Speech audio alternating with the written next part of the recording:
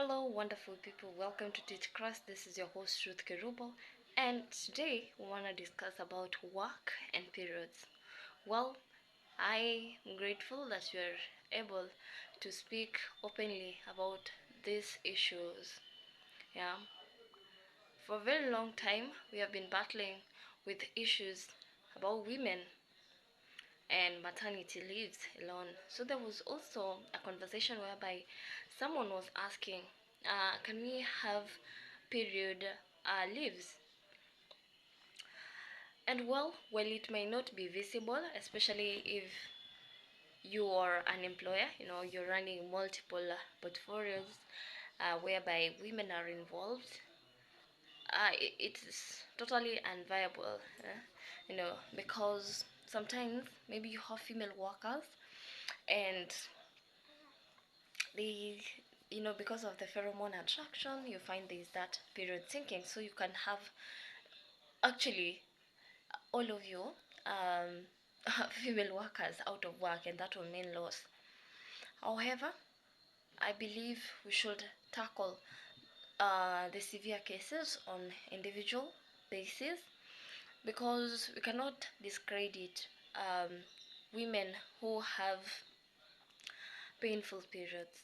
Yeah, people are battling the big um, reproductive health illnesses like fibroids, UTI, we have ovarian cysts, endo, yeah, and fibroids also, yeah, fistula, and there's need not to stigmatize them, so that they feel humiliated, unwanted. Because what I learned from a video that was done, I think, by Goldcast, yeah, where Njambi Koikai, may her soul rest in eternal peace, amen, uh, was speaking about her battle with endo. Yeah, she fought a good race as an endo warrior. Unfortunately, she succumbed to the disease. And that's why we're saying that periods are really powerful. Yeah, they're normal, yes. And we need to create healthy conversations and safe spaces to speak about uh, this issue, it's natural, yes. And how do we get to manage? So if people, yeah, they get hospitalized, some have debilitating pain and they have lost jobs, like the Koikaya I mentioned. She had to lose her journalism career because of the pain. Others have to lose opportunities like studies because they get hospitalized. Literally, the life rotates around menstruation. Yeah, 3 weeks plus, and it's painful. Some have cramps. They'll be wriggling on the ground. Oh, I feel sorry, for them, especially. Okay, for me, I've never felt so much cramps, maybe on few occasions, and they're not that severe that I need medication. But I am speaking this as mental menstruation health champion, because if I'm not affected, then I need to create a safe environment for the next woman who is not having painless, who is having, yeah, who is having painful periods. mm, though I don't have, we need to speak up for them.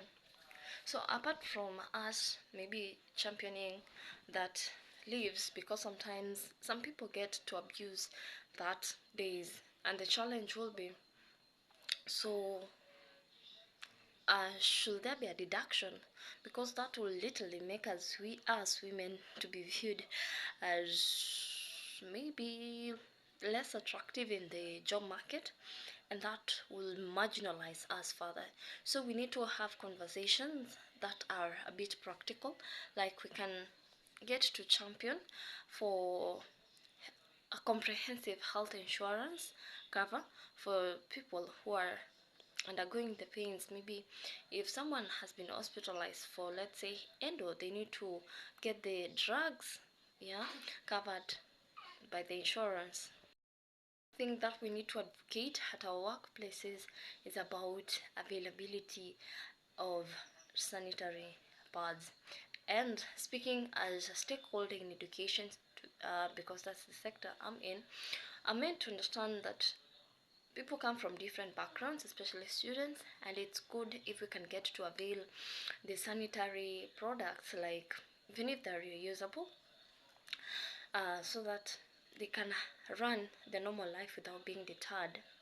Another thing, we need to advocate for sanitation, especially access to clean water, because when we advocate for something like that is a bit sustainable, like the washable um, pads, it means that you need to have water. So if you go to a place and water is literally bought, it will not be sufficient. It will be unrealistic. It will be even gross. There's no water. So what do you do next? So we also need to campaign for access to water at to enhance that hygiene, menstrual hygiene. Another thing that we need to advocate for is access to sanitation uh, disposal bins. Yeah, in as much as, even if it's for just one person working within that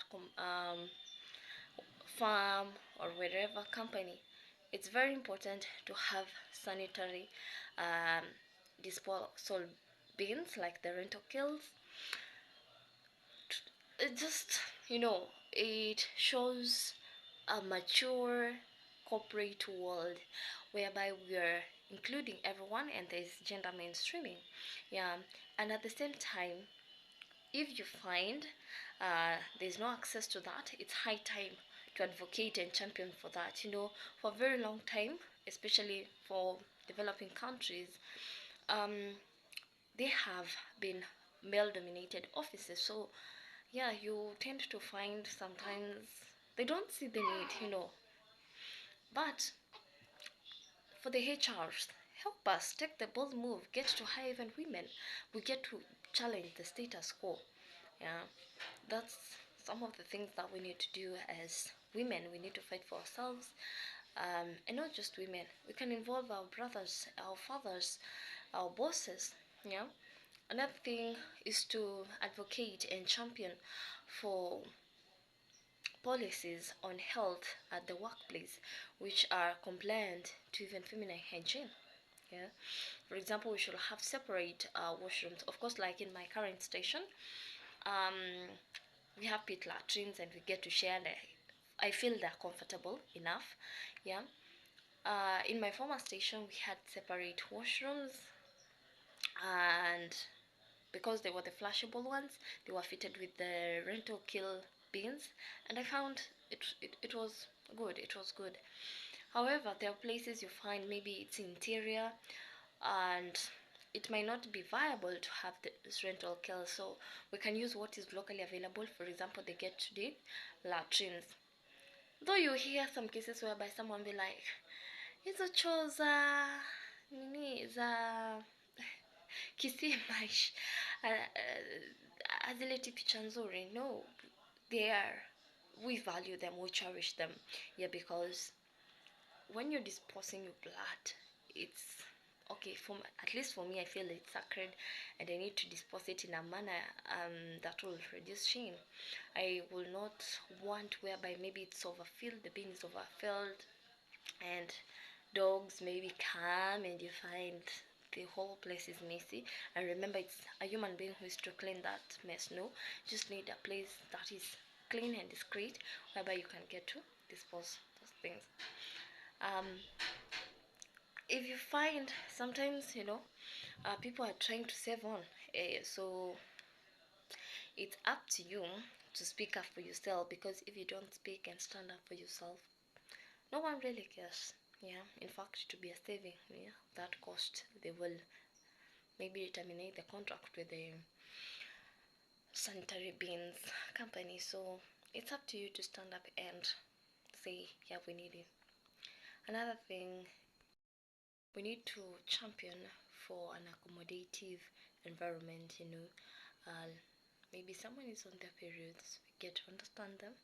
We can have a flexible schedule. Maybe they can work from home, remote working, or they can work on another shift, something of that sort. Now we need to equip our first aid kits with painkillers for those who experience cramps. We can have a stock of the pads, for emergencies, even if it's on crew on board. Yeah. So we need to normalize this topic around menstrual. It's normal. They're beautiful, and celebrate them instead of having to stigmatize. It's okay. And I don't know what other women feel.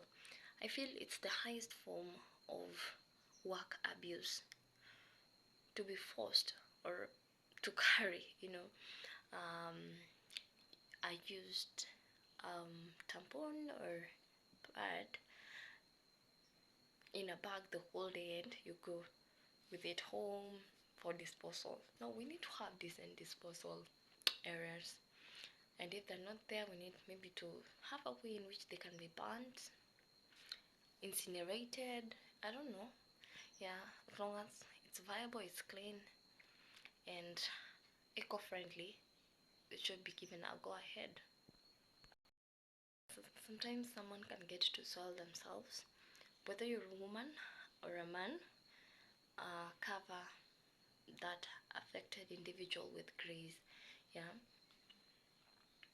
maybe tell them, excuse me, you've done abcd, you can offer even a handkerchief, maybe provide a lift so that they go home and change.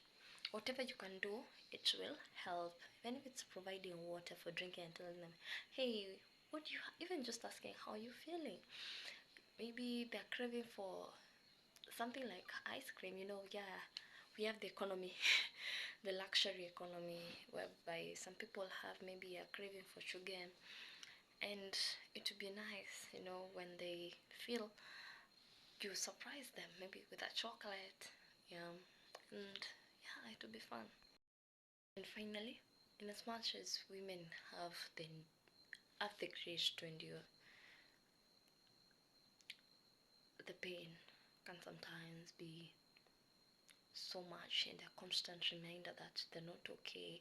So depression can set in, and it's good to have stress management and mental health uh, clinics at the workplace. Otherwise, what are your thoughts about periods and workplace?